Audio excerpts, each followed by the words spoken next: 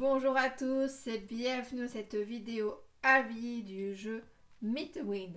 Donc je vais vous parler du jeu de base, je vais vous parler de l'extension avec donc les petites miniatures, ainsi que l'extension La magie dans l'air.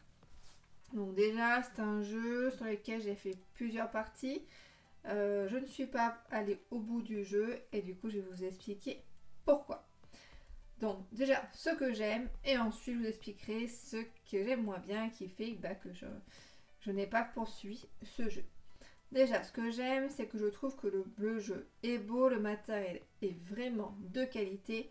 Le jeu, vous débutez votre partie ou vous arrêtez quand vous voulez, vous le reprenez sans aucun souci. Vous pouvez même le ranger dans les boîtes, ça se ressort, pouf pouf pouf, rien à mettre en place. Donc quand j'ai rien à mettre en place, et du coup vous avez vos plateaux ici. Donc les plateau principal, où vous avez les cartes qui sont directement mis dedans. Vous avez les jetons ressources qui sont déjà gérés aussi. Vous les superposez, vous les mettez dans la boîte directement et c'est tout. Pareil, par rapport au personnage, vous avez tout qui est directement sur les plateaux. On en est actuellement. Et puis on a juste du coup à mettre le couvercle en plastique dessus. Et puis voilà, c'est terminé, ça suffit.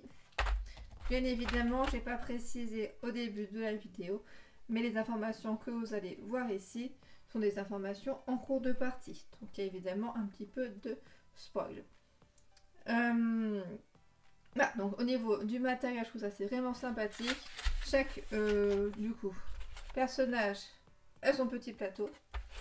On a aussi donc le rangement pour le plateau principal. Et également un autre insert dedans. Enfin, voilà, c'est vraiment de bonne qualité. Au niveau du livret de règles, il est assez lisible, assez facile donc à lire, assez agréable. Il n'y a pas trop de répétitions. Donc le seul truc, c'est que vous avez la charte du village, donc qui est le manuel général, et ensuite pour chaque personnage vous avez donc un petit livret. Donc ça aussi c'est pas mal parce que à la limite chaque joueur peut lire donc pour lire le manuel correspondant à son personnage sans qu'on ait besoin d'attendre donc le livret de règles. Donc voici par rapport au jeu, par rapport au rangement. En restant donc sur les personnages, ce qui est bien c'est qu'ils ont chacun une mécanique de jeu qui est différente. Le fermier, on va surtout agencer au niveau de ses ressources, au niveau de sa production. Donc on va devoir produire, on va devoir arroser, on va devoir du coup ramasser pour pouvoir récupérer donc du coup de l'argent. L'artisane, on va quant à elle devoir répondre donc à des commandes et du coup façonner nos différents matériaux selon le niveau demandé pour pouvoir répondre à la demande, et on va pouvoir augmenter notre notoriété aussi par la suite. Dedans, il y a également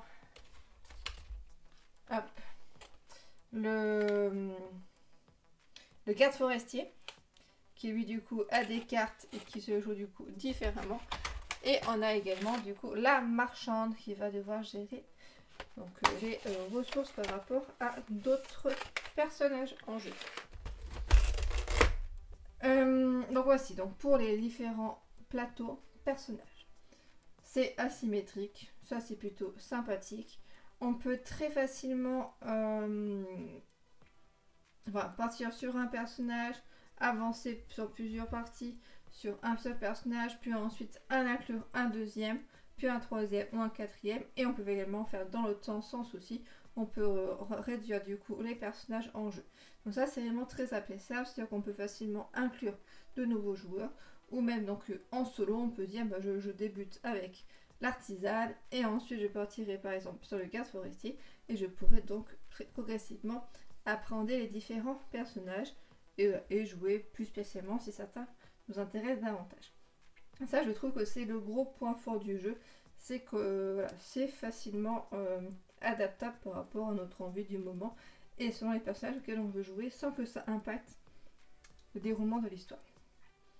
En parlant d'histoire, moi je trouve ça assez sympathique. On rencontre des petits elfes, on rencontre plusieurs personnages du coup dans l'histoire. On fait des choix aussi quand on part du coup à l'aventure. Quand on part à l'aventure, généralement on a le choix entre 2 voire 3 possibilités. Et selon le choix que l'on fait, la conséquence va être différente. Soit ça va être positif, soit ça va être négatif, soit des fois c'est un mix entre les deux. Généralement, si on lit bien l'énoncé, quand on commence un petit peu à comprendre le sens de l'histoire, on arrive à savoir quelle est la bonne réponse et quelle est la réponse qui est la moins bien du coup, qui va pouvoir nous pénaliser. Qu'est-ce que je peux vous dire d'autre également? On a plusieurs éléments à jouer. On peut faire monter également nos bâtiments en production. Certains, on va devoir les améliorer et ça permet d'avoir des actions supplémentaires. On a la météo qui va pouvoir nous impacter aussi différemment. En parlant de météo, donc je vous parle tout de suite de l'extension qui est beaucoup tournée là-dessus. C'est l'extension la magie dans l'air, une petite boîte comme ça, qui donc change un petit peu donc, la météo que l'on a de base, qui permet d'avoir plus souvent des conséquences par rapport à la météo. Parce que sur les tuiles météo de base, il faut avoir 3 suites. Donc là par exemple 3 puits pour perdre du coup 1 en nourriture. Ou là par exemple un nuage, un soleil, un nuage, pour pouvoir monter du coup dans les améliorations de bâtiments. Alors qu'avec l'extension, seulement 2 éléments, enfin 2 météos du coup, sont nécessaires pour avoir un impact. Donc ça c'est assez sympathique. On a également d'autres jetons, d'autres bâtiments possibles. Ça ce sont des objectifs qu'à la fin de la partie il faut répondre du coup à l'objectif. Et on a d'autres événements en cours de jeu et d'autres aventures également. Voilà, donc après j'ai pas forcément tout fait. Mais ce qui est surtout intéressant là, c'est par rapport à la météo. Après, est-ce que c'est indispensable? Non, je ne dirais pas que ce soit une extension qui soit forcément indispensable. Mais ça rajoute un petit peu de contenu, mais c'est quand même assez léger. Hein. Ça ne révolutionne pas la mécanique du jeu. Pendant que je suis sur les extensions, je vais vous parler également des miniatures qui sont ici présentes, qui sont vraiment très jolies et très bien faites. Voilà. Et qui représentent du coup des petits personnages qu'on va rencontrer durant le jeu. Alors, j'ai fait à peu près le tour des points positifs.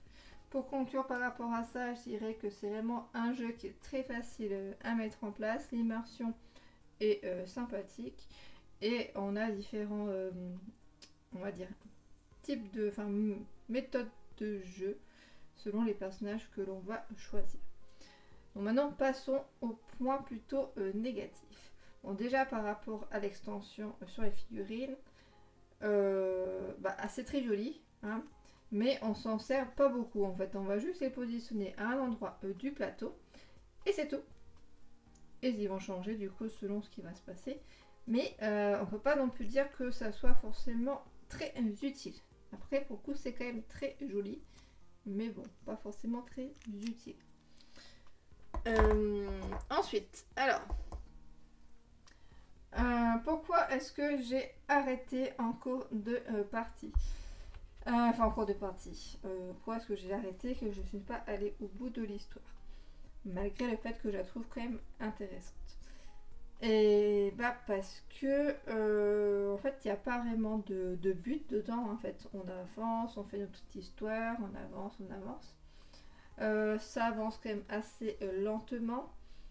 Il n'y a pas vraiment d'adversaires ou d'éléments qui vont nous contrariés, qui font qu'on va devoir jouer telle stratégie du coup pour y arriver. Là c'est vraiment, voilà, on fait notre petit bout de chemin tranquillement. Il y a quelques petits trucs qui vont nous tomber dessus, mais voilà, il n'y a rien quoi, il se passe rien du tout. Donc ça déjà pour moi c'était pas très intéressant. Du coup ça fait un système un peu long.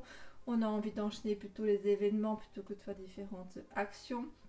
Le personnage par exemple le fermier, j'ai l'impression d'avoir fait tout le tour du fermier. j'ai acquis du coup les différentes compétences, j'ai fait son action. Enfin, le fermier c'est le plus simple aussi, mais pour le coup le fermier, voilà. J'ai assez vite compris le système et puis bah voilà, il se passe rien en fait. Hein. Le fermier pour moi, pas du tout de challenge. L'artisane, bon, l'artisane c'est un petit peu l'opposé parce qu'au contraire je trouve que c'est très long à la faire, donc avancer et du coup à pouvoir répondre donc aux commandes. Après je peux moins vous parler des deux autres parce que du coup c'est Karine qui a joué, mais j'ai eu l'impression que Garde Forestier c'était pareil, hein, ça tournait quand même assez vite et puis il se passait pas non plus grand chose. Et puis bon, la marchande, voilà, j'ai pas l'impression non plus que c'était très challengeant comme personnage. Voilà, donc par rapport à ça, voilà, c'est bien, c'est différent, il y a différentes mécaniques. Mais bon, au final, bon, il se passe pas non plus grand chose au niveau des personnages que l'on joue. Sinon, par rapport au plateau, donc on a différentes actions qui sont possibles. On peut partir à l'aventure, donc ça c'est vraiment sympathique, on fait un petit choix, on s'en met un peu plus dans l'histoire. Sinon on peut défraîchir un petit peu donc les pistes, les zones comme ça qui sont à libérer hein, pour pouvoir mettre après des bâtiments. Bâtiments que l'on va faire monter progressivement dans la file, donc ça c'est plutôt sympa, mais après bon, bâtiments, bon, ils apportent pas non plus grand chose en termes d'action. Voilà, c'est pas non plus ouf, ce qui fait qu'on finalement on fait toujours à peu près les mêmes actions. Donc en solo, si on joue à un ou deux personnages, on n'est pas embêté par les autres. Si on joue à plusieurs, là du coup bah, il faut un peu plus de stratégie pour savoir qui va où. Parce que des fois, bah, nous on veut aller sur la même case, mais non ce n'est pas possible. Mais bon, bah, sinon bah, ça tourne un petit peu en rond comme système de jeu. Je pense que j'ai fait un petit peu le tour par rapport à ce jeu. Donc si vous aimez bien les jeux avec... bah, où il n'y a pas forcément d'adversaire, vous aimez bien construire petit à petit, découvrir petit à petit l'histoire, avancer à votre rythme, réfléchir aux différentes actions des différents personnages, voilà, à bonifier petit à petit le jeu. Ça peut vous correspondre. Après, si vous voulez un petit peu plus d'adversité, un petit peu plus de rythme aussi dans vos parties, je pense que ça ne vous conviendra pas forcément. Voilà. Donc en tout cas, le jeu est vraiment beau, mais pour moi, ça ne suffit pas parce que bah, là, du coup, j'ai arrêté au bout de... Enfin, je ne vais pas vraiment vous dire le nombre de parties parce que finalement, il n'y a pas vraiment de parties, même si on peut définir une partie correspondant au paquet météo qui va se dérouler. Mais bon, j'ai dû faire, je sais pas, moi, une petite dizaine de parties. Et alors là, au bout d'un moment, je me dis, bon, je vais peut-être du coup arrêter. Du coup, j'ai fait ma petite curieuse et je suis allée voir les enveloppes. Parce que du coup, je ne vous ai pas dit, mais on a des contenus qui se débloquent au fil de la partie. Et là, donc je suis allée voir les enveloppes et je me suis dit, bon, il n'y a pas non plus un ajout immense. Voilà, donc du coup, je me suis arrêtée là. Donc voici pour mon avis sur ce jeu. N'hésitez pas à me dire, vous, en commentaire ce que vous avez pensé du jeu si vous y avez joué. Et puis à vous abonner si ce n'est pas déjà fait. Merci, bonne journée, au revoir.